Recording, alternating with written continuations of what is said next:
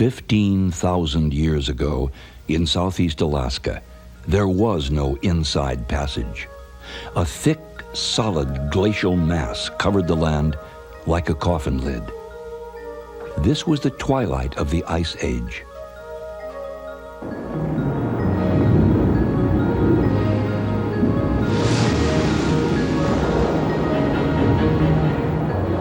In time, the glaciers fell back. Land was freed. Bursts of ocean rushed headlong to fill the inlets. Rimmed by mountains and canopied by low-hanging mists, rainforests grew skyward along the coasts, hemlock and spruce, emerald ferns and velvet mosses. The Inside Passage, a special place in the vastness of Alaska, a jewel in the giant. The Great Land is what Alaska means, an offspring of hot volcanoes and glacial ice. In Alaska's thinly populated vastness, the Inside Passage is a slender jewel. Known as the Panhandle, it graces the state's southeastern corner. Some 10 millennia in the past, a land bridge joined the farthest reaches of northern Asia to an outcrop of North America, an ice-free footpath for human beings, fearless folk of strong Asian stock. Future generations settled these coastlands and became the people of the totem.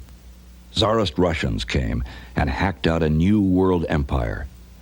What the Russians pioneered, the United States purchased with dollars and metamorphosized as an albatross, goldfield, territory, and at last, the 49th state.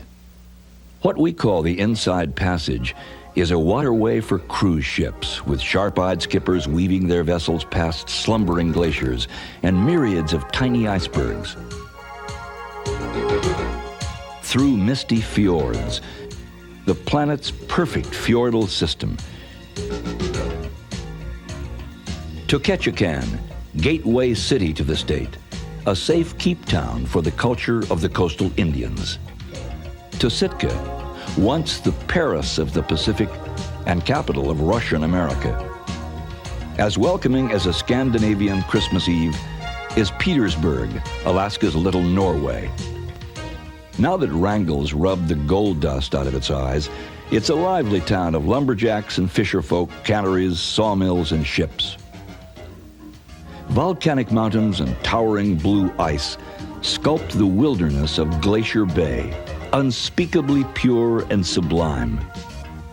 Juneau, a cosmopolitan capital paved with history. Haines is a haunt of eagles.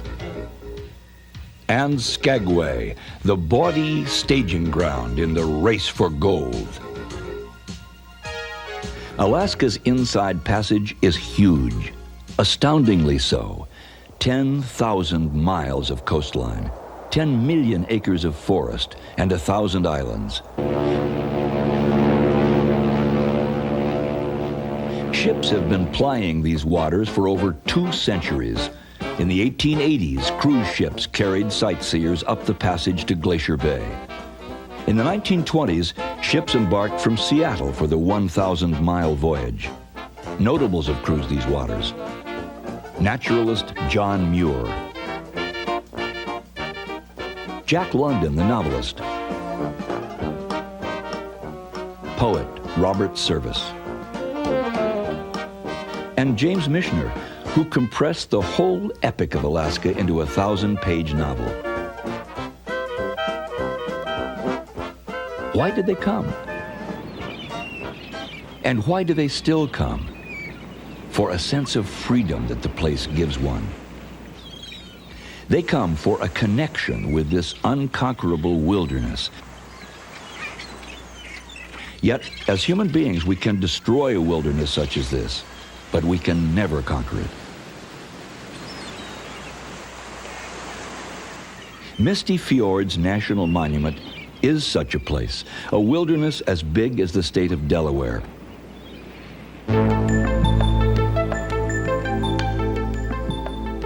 No roads mar this pristine preserve. If you're not on the water, it's a fly-in. Misty Fjords is a masterpiece, the planet's perfect fjordal system. Sheer rock walls sculpted by glaciers rising from 1,000 feet beneath the water's surface and soaring 3,000 feet into an infinity of mists and sky.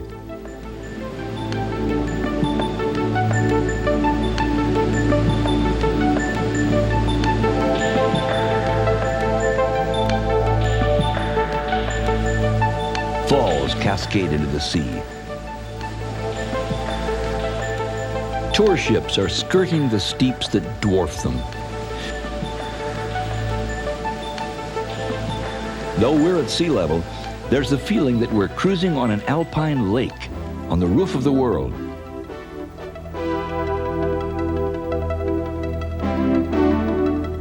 Bears lumber easily along the shore, while eagles wheel at the cloud line.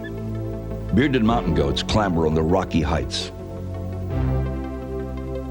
Perhaps a few who make this voyage come to feel a connection with every human being who ever came here before them, back to those first travelers over the land bridge. Tribes begotten by those bridge-crossing Adams and Eves planted themselves on the shores of this current-warmed coast, the people of the totem. Their villages were rows of plank houses parallel to the beach. Some were 160 feet long and held several families. Totem poles fronted the houses and lined the beaches.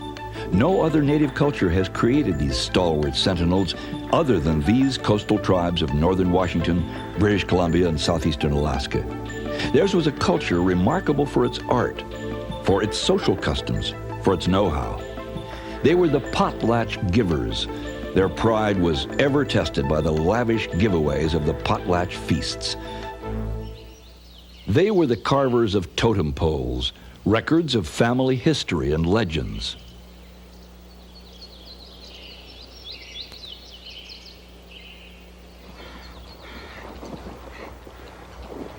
These Indians dwelt in such harmony with their surroundings that they revered the spirits of those creatures that they fed upon, the halibut, the salmon. Then, interlopers, outsiders set in. Like a swelling bellyache that wouldn't go away. Russians first, the Yanks next. There was no reverence for the spirits of the halibut and the salmon from those who were overfishing these waters.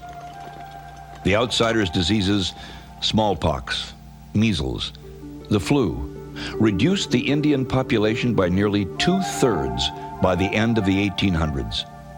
Their potlatches were discouraged, their art burned by those who declared it to be the work of savages, and their ears were plugged to the voices of the spirits.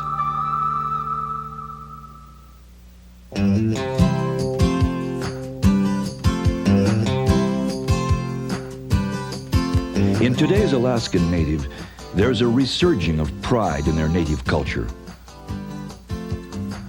This is evident in Ketchikan, the first stopover on an Inside Passage cruise. As many as 5 cruise ships tie up in a single day. The town's claim to the world's largest collection of totem poles is more than self-advertising, it's ever so visible. Natives turned away from pole carving, but totem poles were never meant to be monuments, and these originals rotted away. From nearby Tlingit and Haida villages, some 33 specimens were saved and set up here at the Totem Heritage Center. A few miles south of town is Saxman Village, a safekeep of Tlingit traditions. Each pole tells its story. Visiting William Seward, the U.S. Secretary of State for Abraham Lincoln, who had negotiated the Alaska Purchase, was guest of honor at a big bash that the Indians threw for him.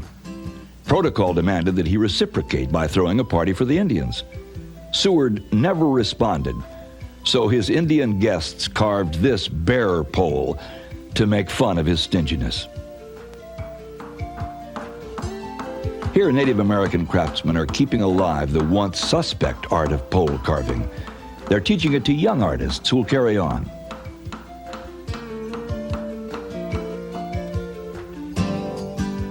North of town, more than a dozen poles stand among the trees of a forest glade in Totem Bight State Historical Park.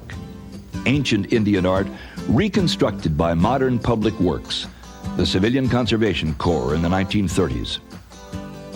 Though many of Alaska's Native Americans are programming themselves for the electronic age, they're still powered by their Indian past.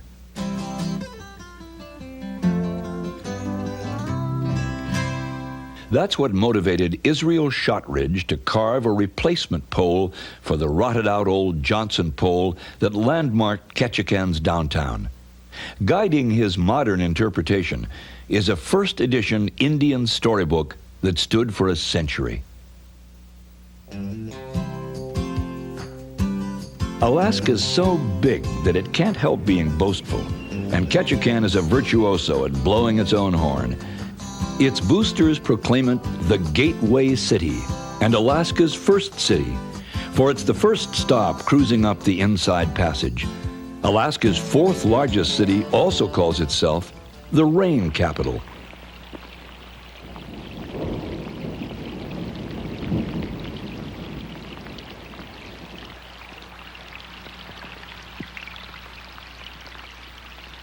True, the big rain gauge on the dock has recorded over 200 inches in a year, but there are other areas in Alaska that get more rain than that.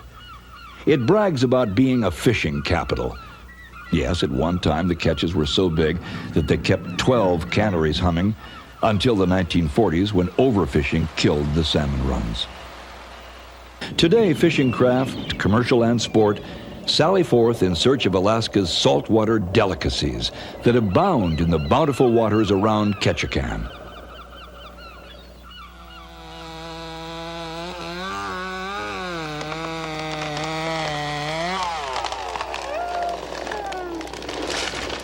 Today, it is the center of the lumber harvest from the Tongass National Forest. Proud Ketchikan is 5 miles long and 2 blocks wide. Many of its buildings and some of its roads are supported by pilings. During Prohibition, bootleggers hid from the feds among these pilings. Then, at high tide, the booze was smuggled in through trap doors. Those trap doors were swinging and squeaking day and night here on Creek Street. This is Dolly's house.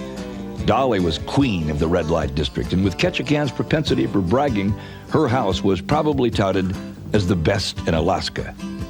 Emptied of its human merchandise, it's furnished just as it was during Dolly's heyday, the result of a look-but-don't-touch restoration. There's only one innovation, a cash register used in collecting entrance fees. Dolly would have approved. The red lights were shut off for good in 1954, but Dolly stayed on, living on the premises until her death. From the wooden walks of Creek Street, you could still see salmon swimming past Dolly's house on their way up Ketchikan Creek. They used to say that both the salmon and the fishermen came up Creek Street to spawn. To this swell of mountains and glaciers and virgin forest, of unnetted salmon and unmined gold, and of beasts untrapped for their furs, this primeval Alaska sleeping its twilight sleep between the winters of long nights and summers of almost endless sun, came ships. Ships with white sails. And tales told on the totem poles were changed forever. Russia. Holy, holy Mother Russia. To the European high rollers, a Johnny-come-lately in the gamble for empire. Until Peter. Peter the Tall, Peter the Giant, Peter the Shipwright, Peter the Tsar, and little father of all the Russias, whom history calls the Great. He was the architect of a new Russia. 250 years ago, he commissioned a Dane to set out with ships. His name, Vitus Bering.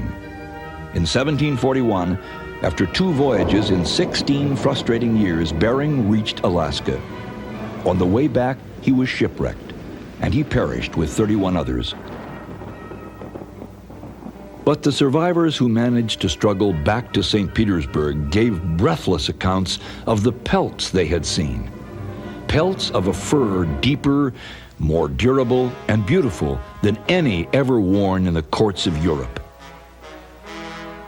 The winning combination had come up in Russia's gamble for wealth and empire. It was sea otter and Alaska.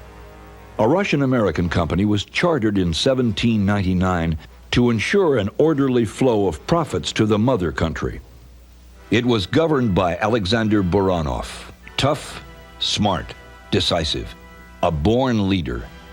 When he sailed his ships into the area of volcanic Mount Edgecombe, quite probably his policy was to exploit the native Indians and plant Holy Russia where they'd been. Why not? It had proved successful for Spain and for England. Today, his former capital, New Archangel, is the city of Sitka.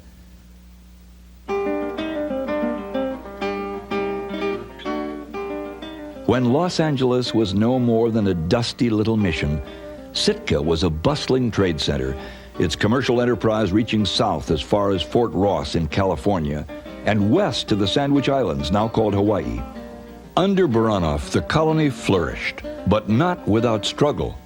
Angry Indians destroyed his first settlement of Redoubt St. Michael. Later, in this totem-populated forest, now part of Sitka National Historic Park, booming Russian cannons blasted the Sitka Tlingits in a bloody battle. Unbowed, the Tlingits withdrew when they ran out of bullets. When the Indians returned 20 years later, they found that Buranov had built sturdy blockhouses to separate Russian from Indian settlements. What Buranov may have come to realize only tardily is that the barriers that kept the Indians out kept the Russians in. Fortunately, Russian imperialists failed to stifle the cultural urges in the native Tlingits. Today, artists of the Alaska Native Brotherhood keep in sharp employ the skills of their forebears at Sitka's National Historical Park, which renders the town's history as a vivid personal experience.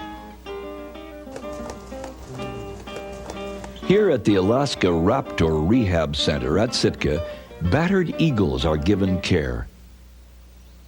The bald eagle, a profile that graces the Great Seal of the United States of America, was hunted until statehood. Bounty hunters slaughtered 128,000.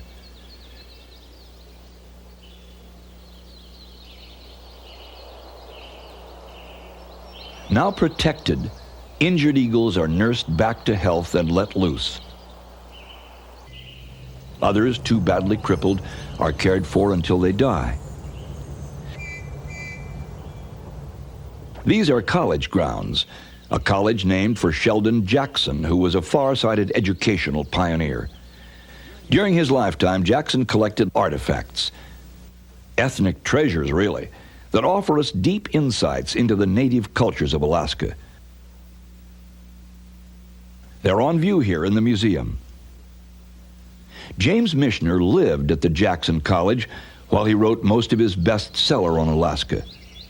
Michener didn't retire in Alaska, but many do.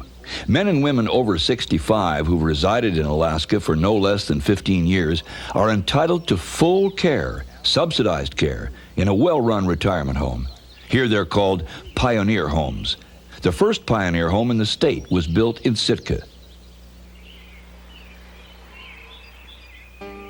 This is the site of Governor Baranov's castle. These cannon go back to his time. Here from the polar north of a new continent, on a fringe of land lacing an ice-blue sea, stand churches which are the farthest reach of Christian orthodoxy, pioneered by Russian priests wearing boots under their cassocks. In its cathedral, named for that sword-wielding Archangel Michael, Sitka's Russian past vibrates with life. This is no penny ticket souvenir stand museum. This is a working cathedral, seat of a bishop who is a successor of Christ's apostles and the hub of a network of town parishes and backwoods churches and seminaries for the training of priests. In 1966, it burned to the ground, and in rebuilding, rose from its ashes in reverent exactitude. Icons glow in candlelight, and sonorous chanting mixes with the wafting of incense. In Alaska, the faith of old Russia rooted deeply in a soil spiked with totem poles. In defiance of Russian exploiters, Russian missionaries were compassionate. They liked the Indians. There are 4 Alaskan saints in the Orthodox Church. One of them, Peter the Aleut, is a Native American. An Orthodox service in Alaska and a service in the Soviet Union are almost identical. Singing is in Old Slavonic. But in Alaska, the language of worship may be English, Eskimo, Tlingit, or Aleut. The builder of Sitka's cathedral between 1844 and 1848 was one of Alaska's 4 saints. He'd come from Russia to Alaska in 1823. Here you can visit his house. Father Veniaminov was a brilliant priest, something of an architect, a carpenter, a clockmaker, and a student of natural science. Transporting himself by kayak, dog sled, and sometimes just his 2 cold feet, he brought over 10,000 Indians into the faith, and he formulated a Tlingit alphabet into which he translated the Gospels. When he was made the Bishop of Alaska, he was renamed Innocent. Later, he was elevated to Metropolitan of Moscow. Canonized in 1977, he is now known as Saint Innocent.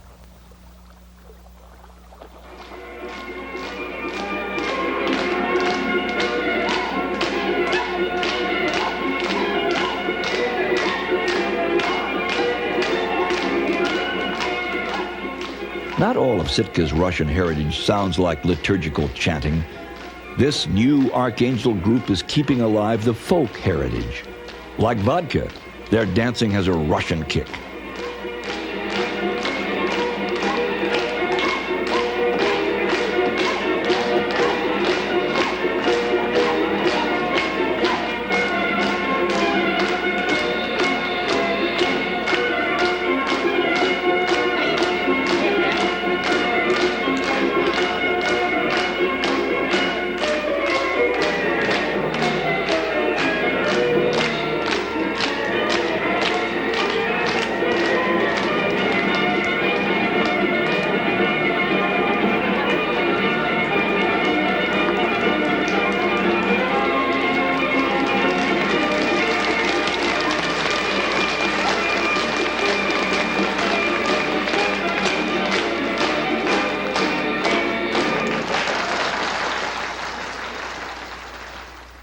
After Imperial Russia lost interest, it sold Alaska to the United States for $7.2 million, only 2 pennies an acre. In 1867, Russian America became American Alaska. Seward's Folly, a worthless ice box Americans kept hooting until gold was discovered. Then the hoots became cheers. Forceful Russian rule was replaced by American lassitude. Alaska wasn't a state. Alaska wasn't a territory. They couldn't govern well what they couldn't legally define. The transfer from Russian to American ownership took place on this hill. It is celebrated here in October on Alaska Day.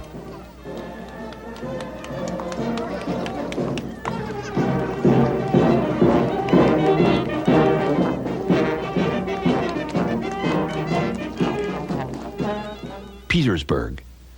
On these shores, with a nostalgia for his native fjords, a tough Norwegian cornerstoned a town. It rose to become Alaska's Little Norway. This is a bear hug of a town, no show and tell tourist stop. It's a home to real Alaskans, fishermen, loggers, bush pilots.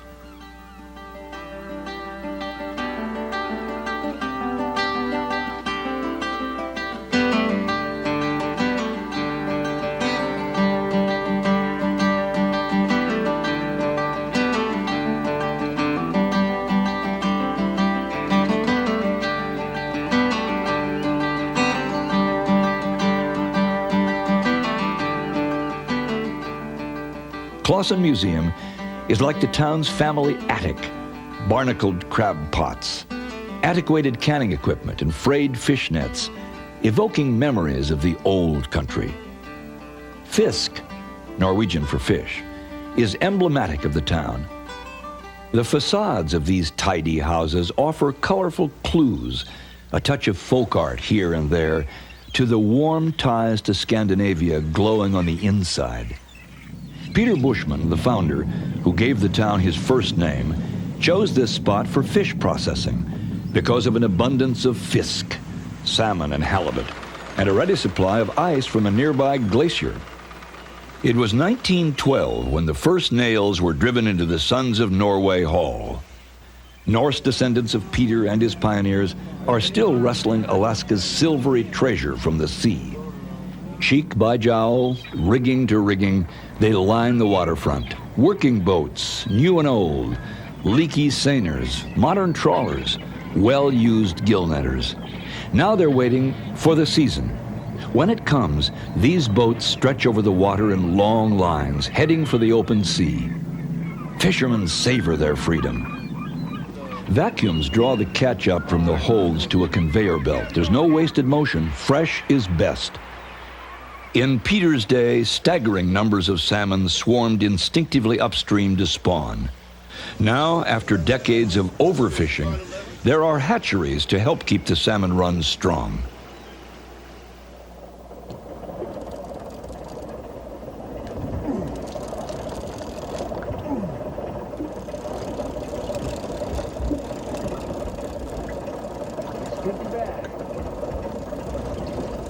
Alaska is still a fisherman's heaven.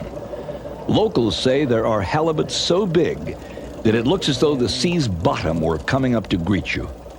Catches of 30, 60, 100 pounds are common. The record?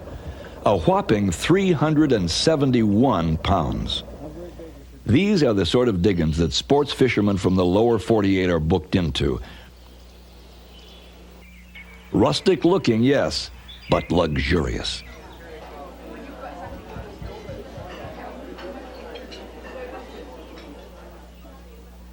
They're a far cry from the crowded, smoky, communal dwellings of the Native Americans, like this early tribal house in Wrangell.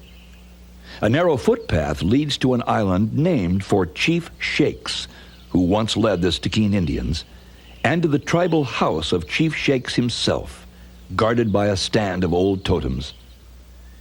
In Alaska's rough and tumble history, Wrangell gets a chapter for hosting 3 gold rushes, and for being the only town in the state over which 3 national flags have flown: Tsarist Russia's, the Union Jack, and the Stars and Stripes. Long before flags, on Petroglyph Beach, some 9,000 years ago, wanderers incised their doodlings of fish and faces onto rocks.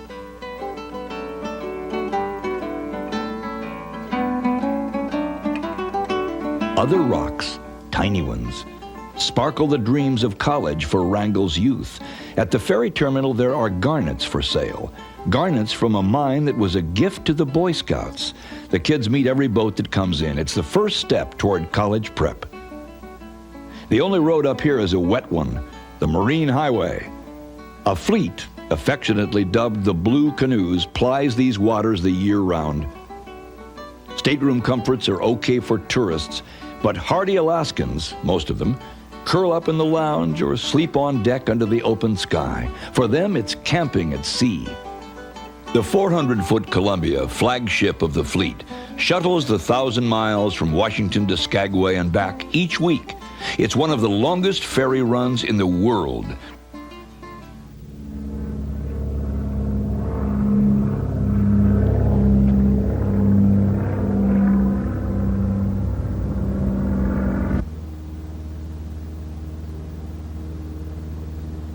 Tongass is the largest national forest in the U.S.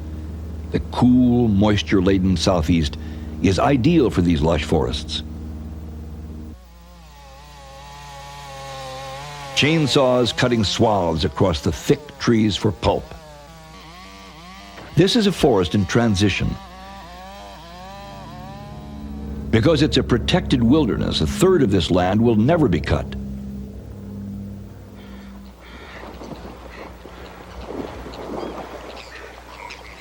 Fortress of the Bears is what Admiralty Island National Monument is called.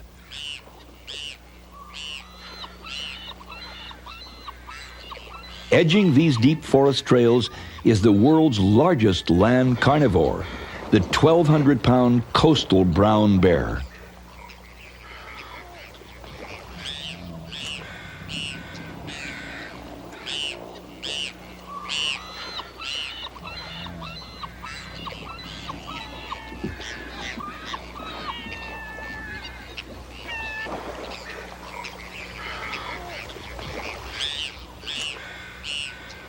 First choice for a meal?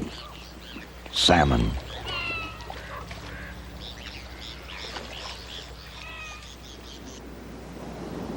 Sea lions silently cruise the shoreline.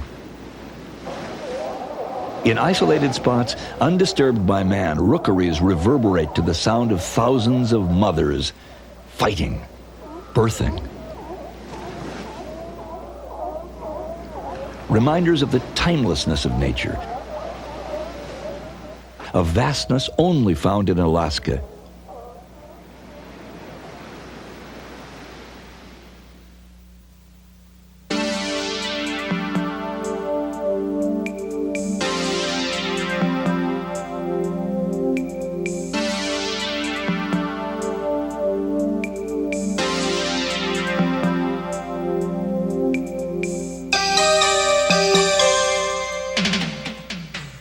This spectacle of white and blue, of timeless waters and ancient ice, which the Indians hailed as Thunder Bay because of the shattering sounds made by the calving glaciers.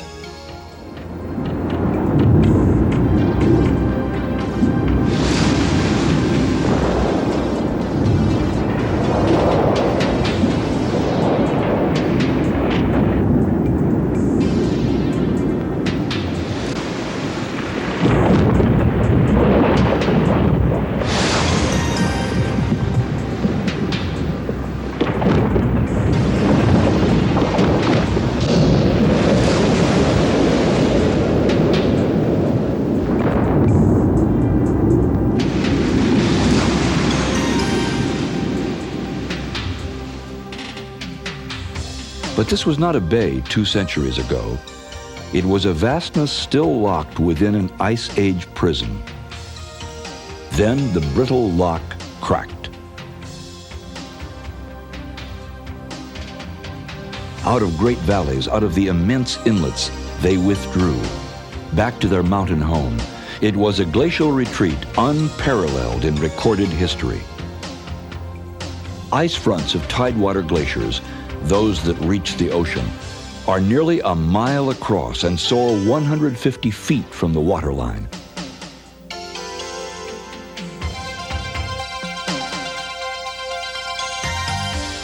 What the Tlingits called Thunder Bay, we speak of in awe as Glacier Bay National Park.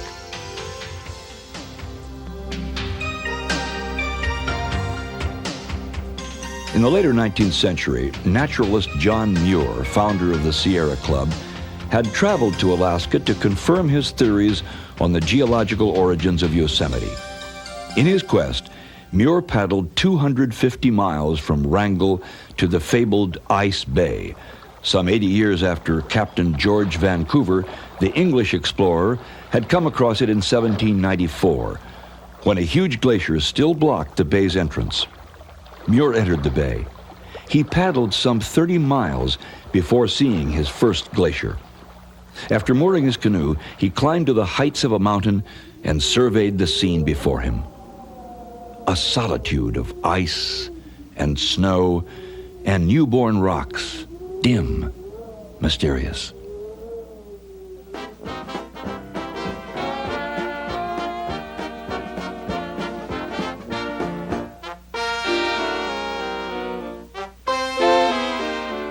Muir's journey was epic. His published writings on it helped popularize the area. In the 1880s, steamships cruised the bay, forerunners of today's cruise ships.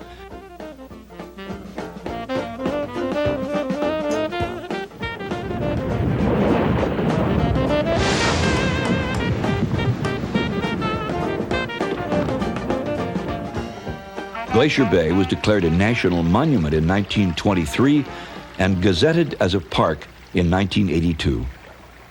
The cruise ships plying the waters of Glacier Bay today bear little resemblance to those early steamships. But not all explorers of Glacier Bay come by cruise ship, for a daily excursion by smaller ships is available from the lodge at Bartlett Cove.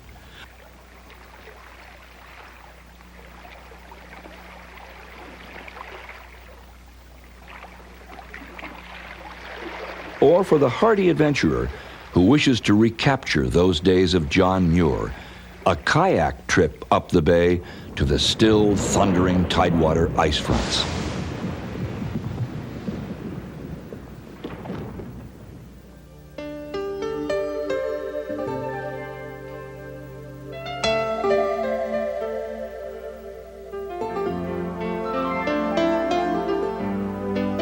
Scientists marvel at how rapidly forms of life recolonize the land after glaciers have retreated. For thousands of years, this earth had been entombed in ice.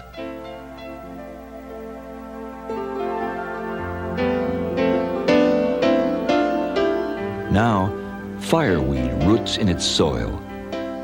Salmon are spawning in streams after 3,000 ice-blocked years. Abundant seafowl nest in the lees of crags once hostile to any form of life. And precariously perched on sheer cliffside, the kittiwakes stubbornly raise their young. Over 200 of southern Alaska's 278 species are found here in Glacier Bay, some smacking of the Arctic, terns, puffins, oyster catchers. Growth is explosive in the 18 hours of daily sunlight during summer. Life flourishes, as tiny as the sea's shrimp-like krill, one important food source for the sea's most massive mammal, the whale.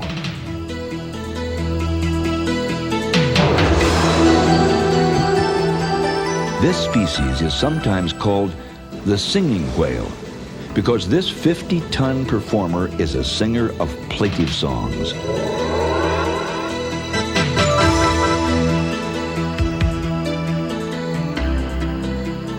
When this huge leviathan dives, they grow up to 50 feet long. The pronounced arching of its spine has earned it the name humpback whale. In winter, their songs resound over the coral seas of Hawaii, where they calve their young.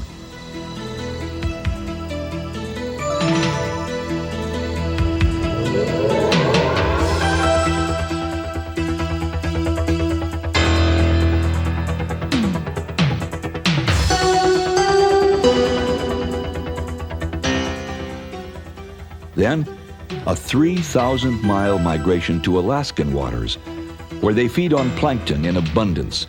A full-grown humpback eats up to 4,400 pounds of food a day.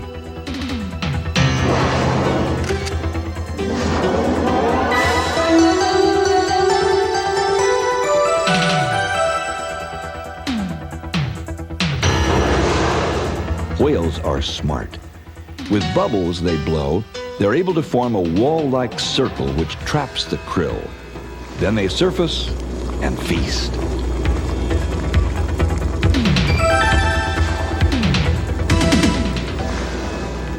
In our day, there's a growing appreciation of whales, their intelligence, their playfulness. Not so in times past. Whales were stalked for oil, for baleen.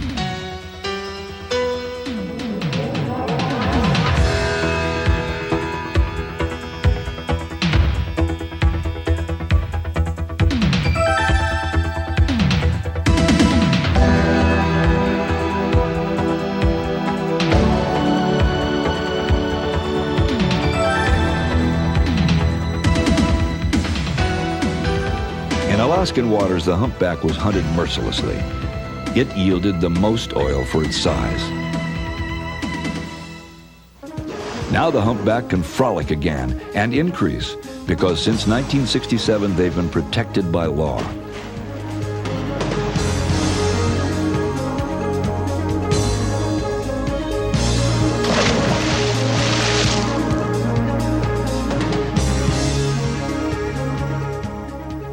experience of Glacier Bay, the humpback, the majestic eagle in flight, the roars and thrusts of glacial ice is awesome, almost unbelievable. It's like reliving the Earth's diary.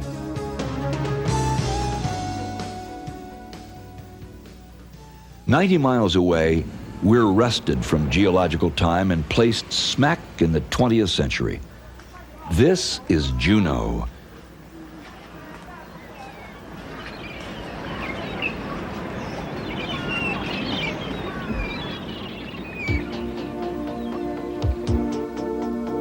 Clinging to the mountains alongside Gastineau Channel, there are no motorways to Juneau. Only access is by ship or plane. But once you're here, you're aware of being in the state capital. More than half the people who live here work for the government, federal and state. Here is a town that invites strolling. A town with sites that preserve each phase of the state's rambunctious history. In the hills that flank downtown, Alaska's U.S. statehood is landmarked by the governor's mansion. Home of Alaska's first federal judge, the House of Wickersham recalls the U.S. territorial period in Alaska. Here's a replica of a log church, a proud reminder of the pioneer era.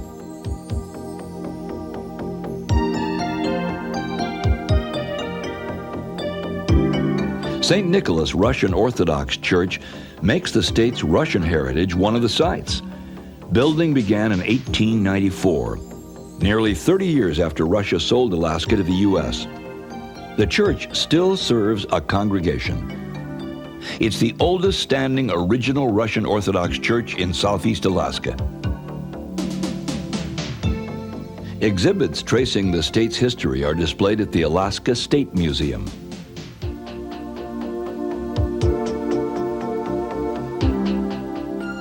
Going back farther than the Indians is going back to the land at its beginning.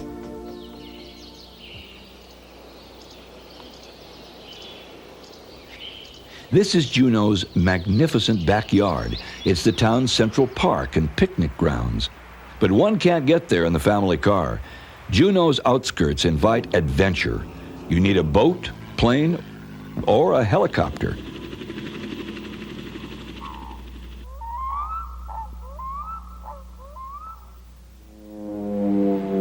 By air, Juneau's outback offers indescribable adventures.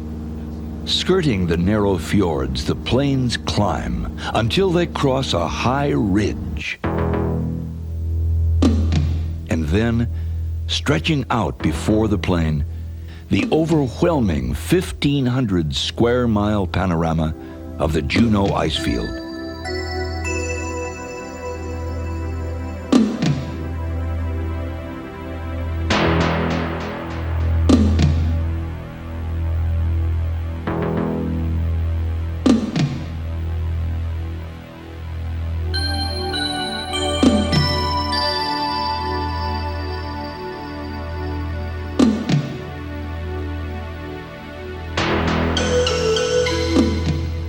The snow falling here in 1 year would cover a 10-story building.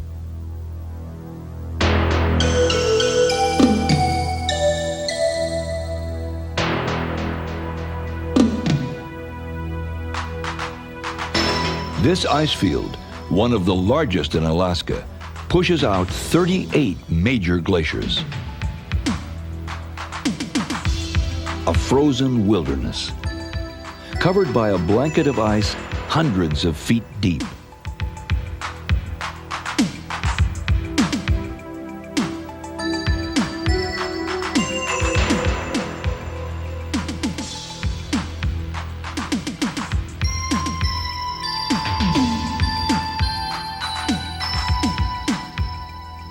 A reminder of when North America was smothered by sheets of ice miles deep.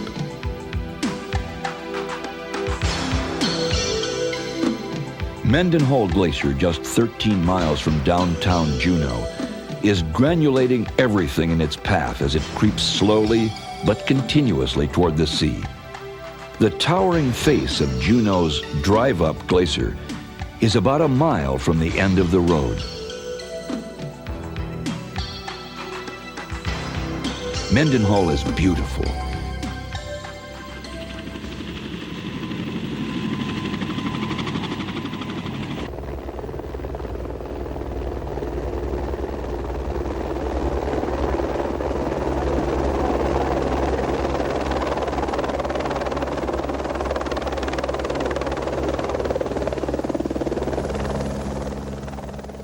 If you're traveling by helicopter, you can land on Mendenhall and stretch your legs on a moving river of ice over 200 years old.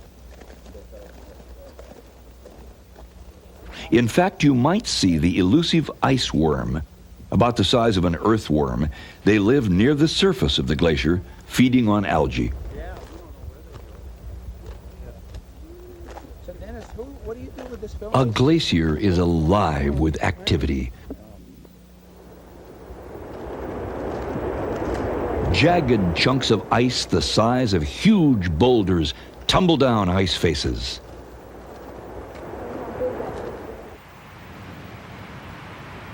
The churning, rugged Mendenhall River offers a wild ride to the sea.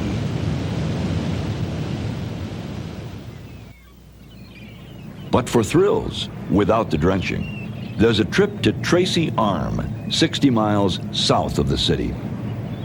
Traveling down the long canyons with massive, sheer granite cliffs rising thousands of feet, one retraces glacial history.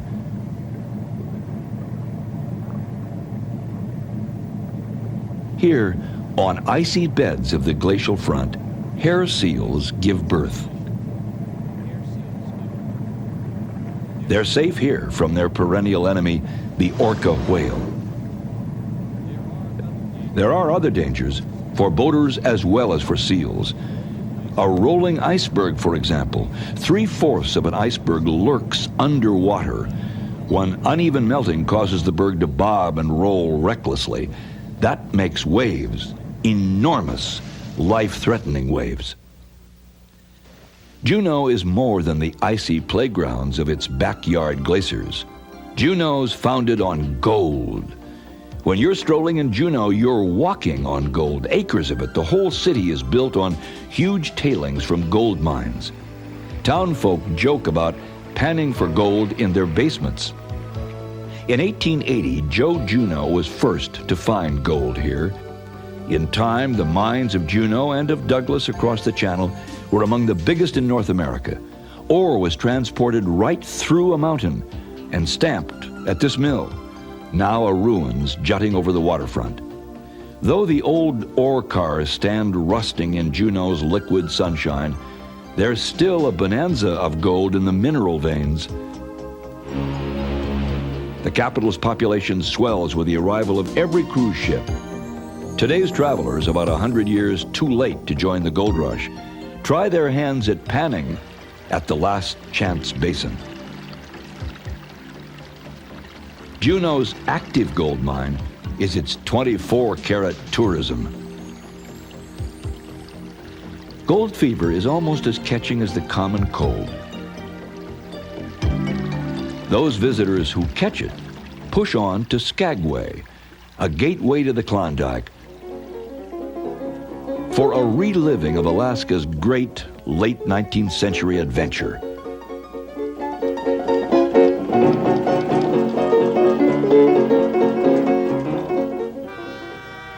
For excursions to and from Skagway, they can board the old steam haul train, which has been in operation since 1898.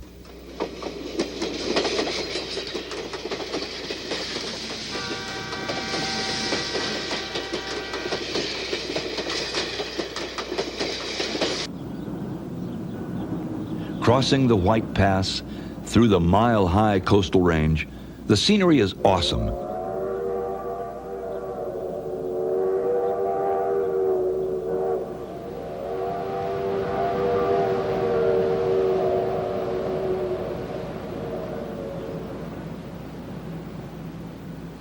Also crossing the White Pass, running parallel to the railroad tracks, is the Klondike Highway.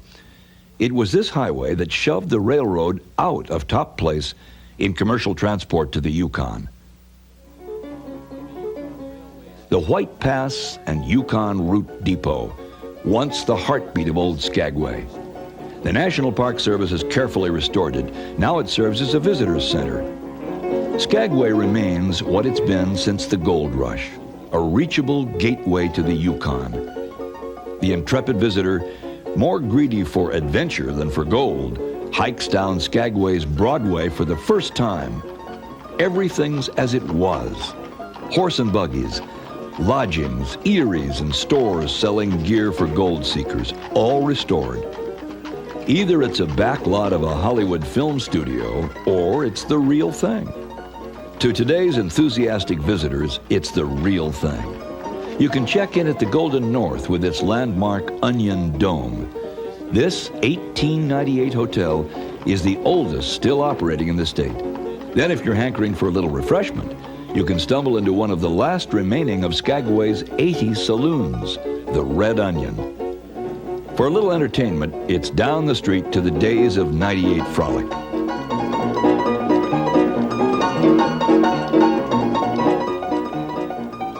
This historic building is the Arctic Brotherhood Hall, with 20,000 pieces of driftwood ornamenting its facade. But brotherhood isn't exactly what was brought out of folks yearning for gold. Lawless Skagway was a free-for-all. Rip-offs, cutthroats, shootouts. Graves were dug here, not gold. It was with prayers of thanksgiving that the dirt was shoveled over Jefferson Randolph Smith, alias Soapy Smith. He robbed and cheated the miners. He was an ornery leader of ornery men. Soapy was a bad guy. Frank Reed was a good guy. He and Soapy killed each other in a shootout on the wharf. Bystanders erected this monument to Frank in appreciation.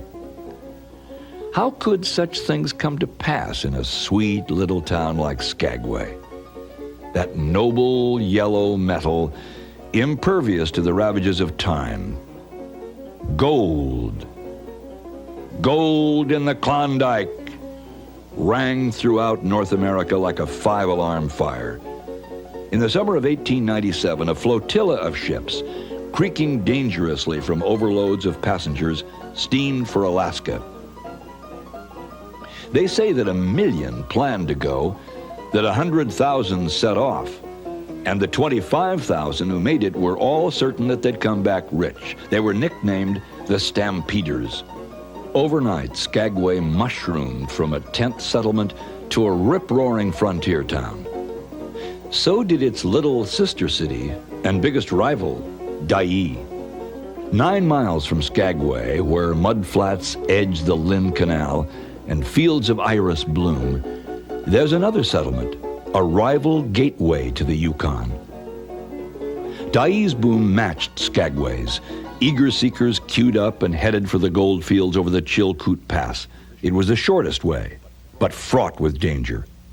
Some didn't make it.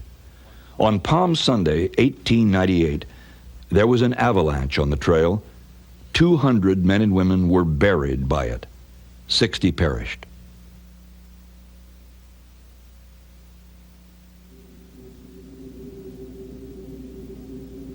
Adventure seekers can trod in the steps of those gold-seeking stampeders, passing rusting bits of the gear they jettisoned along the way on the Chilkoot Trail. Even in summer, climbing this slope to the summit is punishing. The trail cuts through Klondike Gold Rush National Historical Park, an international park, partly in Canada and partly in the USA. Hiking the 33 miles from Dyea to Lake Bennett takes from 3 to 6 days. In the fierce winter of 1897, it was a frozen hell. Over 70 feet of snow fell that year. But the stampeders kept slogging, relaying supplies in 50 to 100-pound loads to make up the full ton required of each of them by the Mounties on the Canadian side. Some plodded over 1,000 miles before reaching Lake Bennett. It was surreal, like fly specks on a wall of ice. Multitudes in file, fighting for each breath of thin air. If your muscles cramped, jerking you out of line for a moment, it took long, bitter hours to force your way back into this Chilkoot lockstep. Yet each slogger was telling himself that this was the golden stairs to riches. Surmounting the Chilkoot Pass was not the end. The Klondike goldfields were still 560 miles away in Canada. Access to these fabled fields was in the currents of the Yukon, but the river was frozen solid. So these stampeders raised a tent town at Lake Bennett and waited for the thaw. They weren't idle. Hillsides were stripped of timber for boat building. They even built a church, but it never heard a hymn sung or a sermon preached. Spring came, and the river ran free. The way was open to the gold fields. In May, over 7,000 boats set off on the last leg. A strange flotilla of rivercraft has never again been seen. Some were jerry-built, and some were seaworthy. Some were wrecked in the turbulent rapids here at Miles Canyon on the way to the end of the trail. Dawson. Dawson was to Canada what Skagway was to Alaska. Today it's being so lovingly restored to the look of its gold rush past that it's a step back into the 19th century. For the ones who made it, Dawson was the end of the trail. Dawson was their El Dorado. The gold, the noble, holy gold of their dreams, they were too late. Those who'd arrived before the stampeders of '98 got the gold. The early birds went home millionaires. Now, all the gold claims were staked. The stampeders were stunned. Some gave up. Some got drunk and stayed drunk for the rest of their lives. The strong ones turned around and started for home. They went for broke. Broke is what they got. It's possible that some of the disillusioned stampeders followed another trail to the Klondike, the Dalton Trail, out of Haines, 13 miles from Skagway, and one of the few towns in southeastern Alaska accessible by road.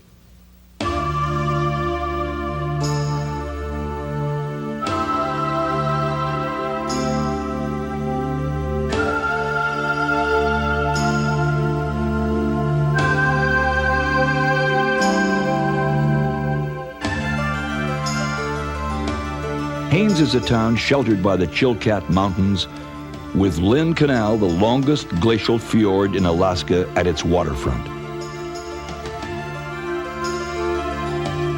Some of its newer buildings are old. Victorian, Fort Seward, while some of its older buildings are new, reconstructions of time-honored Indian dwellings.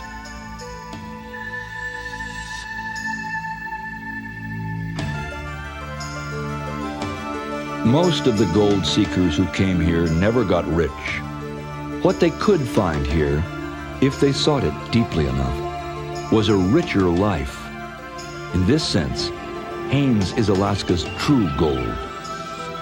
In its quiet way, Haines exemplifies the more abundant life that Alaska offered and still offers.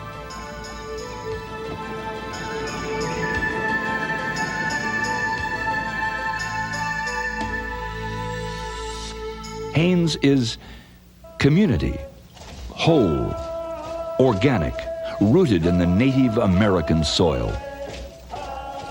Mythical spirits of the first inhabitants here, wind and sun, eagle and trickster raven, they're a part of community.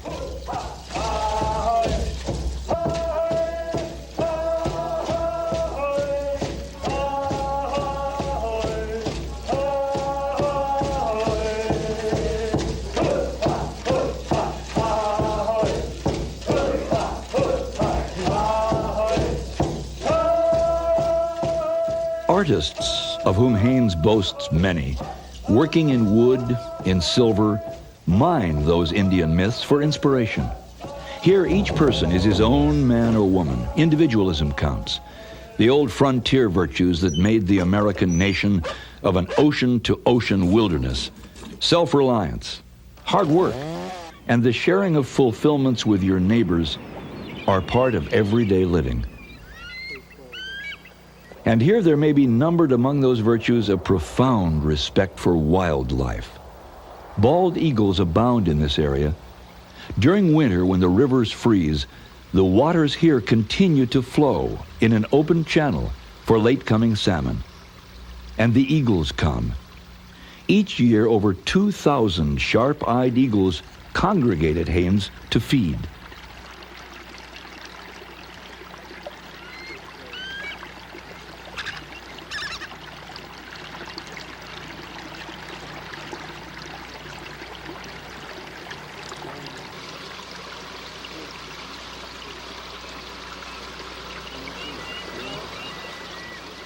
To some eagle watchers who witness it, the event is more than just unforgettable. It is a moment, frozen in time, where fact and symbol merge. A remarkable bird of prey, the emblem of a great nation, in its freedom of flight and independence, reflects the spirit of Alaska and its inside passage.